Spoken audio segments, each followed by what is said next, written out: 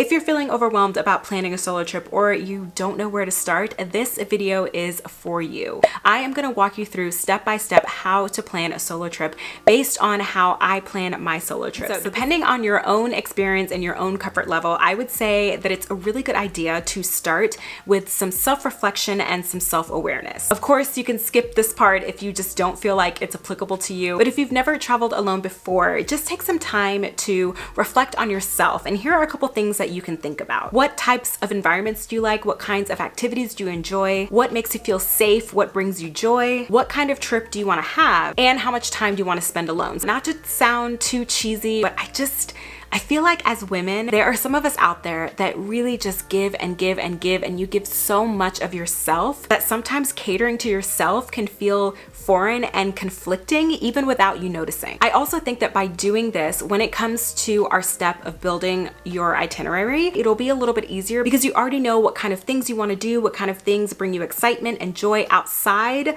of other people, and what kind of trip you want to have. Okay, so once you've done the optional self-reflection, I like to start planning my solo trips by thinking about the destination. You might already have a running list of places, perhaps you have a bucket list somewhere, or you can just go to Google and find some brand new places that might interest you. And also in this step, you can decide if you want to visit more than one city in this trip. If you need some help with solo trip ideas, I have a video on this channel all about solo trip ideas that you can do for your first solo trip. I will leave that linked down below. While you're trying to figure out and narrow down your destinations, this is also a really good time to figure out how long you want to stay. This, of course, is going to be totally subjective to you, your flexibility, your lifestyle, your budget, all of those things. Maybe you just have enough time for a weekend.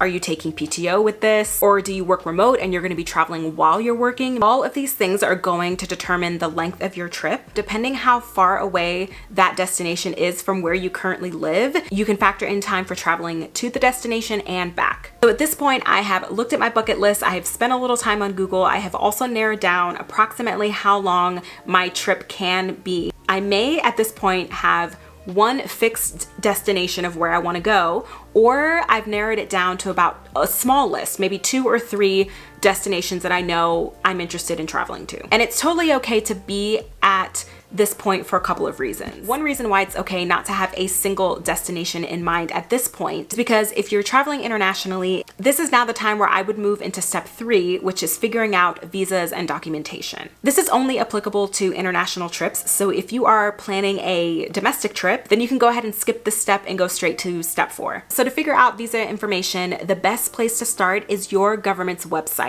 So for example, if you are American like me, you can start at the US Department of State. I'll link their website below, but on their website, they have a list of all of the visa requirements and documentation along with vaccines that you need for each destination. And the second reason why it's okay to not have a single destination nailed down at this point is because now we are moving into step 5 where you are going to book your flight. Again, this all depends on the kind of trip that you're taking and where you're going. If this is a road trip, then you can skip the step. So my top 3 tools, my top 3 search engines that I love to use are Kayak, Skyscanner, and Google Flights. And I like to get the results from all 3 and play around with it and compare. Now, something that you can do is that in step 2 of this process, instead of starting with choosing a destination, you can start with this step instead. What you can do is that if you're really flexible, you can use explore everywhere options. So basically, essentially, you're almost chasing the deal and building a trip around the deal. For example, if you go to Skyscanner, or start with your starting point, whatever city you're starting with, you do explore everywhere. You can start with flexible dates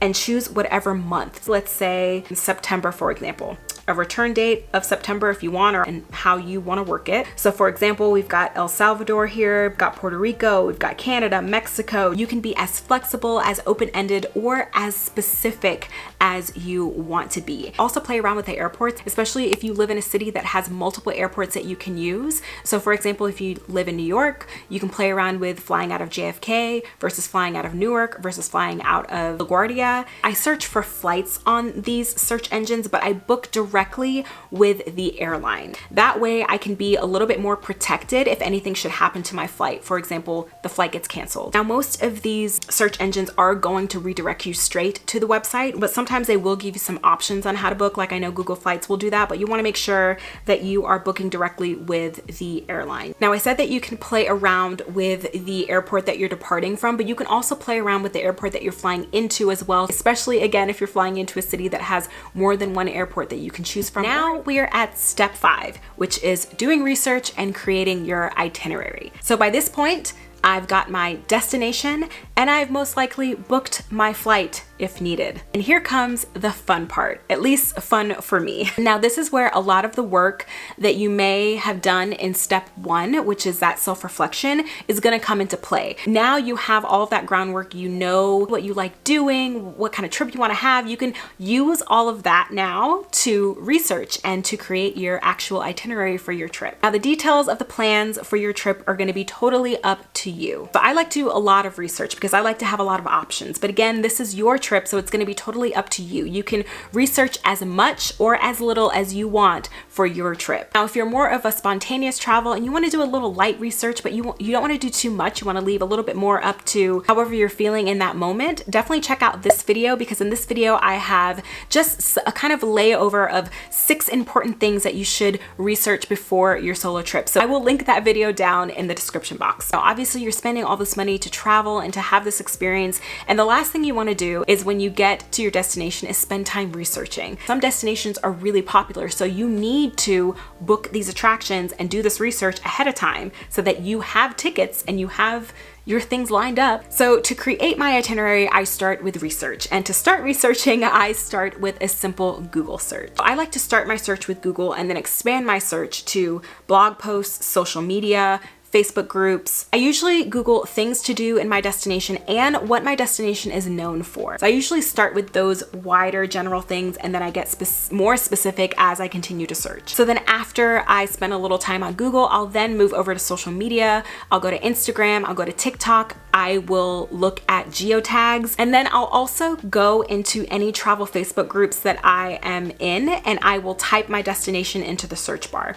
So I like to do this because then I'm getting feedback from other people who have actually been there or people who may actually live there. You know, these Facebook groups are usually international, so there's usually a lot of people that live in those destinations. So they're giving more of a local perspective. And when I am making my notes, I like to kind of bold the things that are no compromises for me. So for example, if there is a restaurant that I'm like, no, I have to eat at this restaurant, I'll put a little star, or I'll put it in bold. Once my list is more or less as beefy as I want it or need it to be, this is when I go onto Google Maps. I will flag and star everything. Once I've got all of my places starred and flagged, this is a time where I create a light itinerary for myself. So basically, this is a time for me to take my non-compromise items and do research on those. So, and then after I've gone in and I've done that, and I have my sort of loose itinerary, this is now where I decide what I want to book, when I want to book it. After that, then I'll start to go in and actually book things. So now that we've got our light itinerary together, it's time to pick our accommodation. Everybody does this step differently. Now, I know some people like to book their accommodation right after they book their flights. So for all of you solo travelers, let me know in the comments below when you book your accommodation. So I personally like to book my accommodation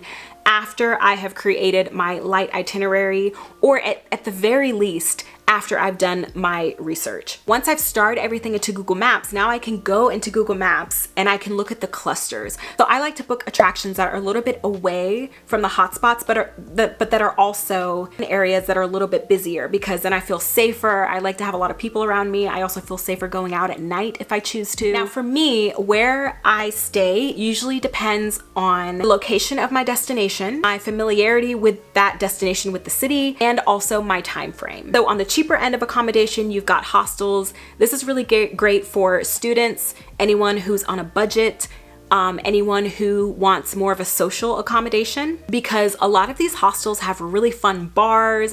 Sometimes they go ahead and organize their own tours, really social accommodations, and they're a lot of fun. Another option is an Airbnb or a vacation rental. This is the vacation rentals and the Airbnbs nowadays are, you know, they're in an interesting place. Airbnbs and vacation rentals are great for people who might be staying in a destination for a longer period of time, so probably gonna get a cheaper rate. You're also probably gonna be the option of having a washer, having a kitchen. Airbnb does have a place, but you do wanna be careful with it. There are all different kinds of hotels that you can stay in. I personally think that hotels are usually the best options for solo trips, especially if you're going to a city that you've never been before. They're predictable, they're familiar, they're pretty standard. Booking.com is my favorite way to book hotels because I feel like they have a lot of options for free cancellations. They also have a lot of options to tag on a free breakfast as well. Whew. All right, so we are at the home stretch. Now we just need to quickly figure out transportation. So if you are flying, one of the first things I like to figure out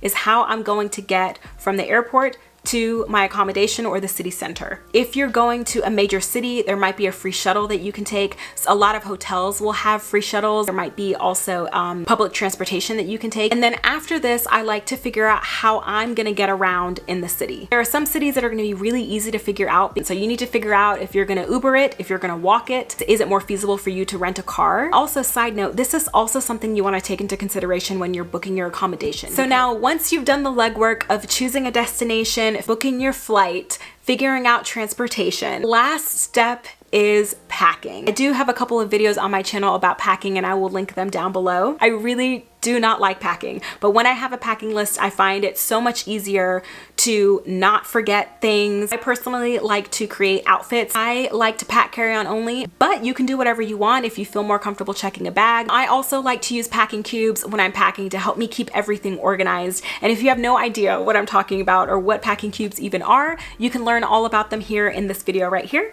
And I will see you in the next one. Bye.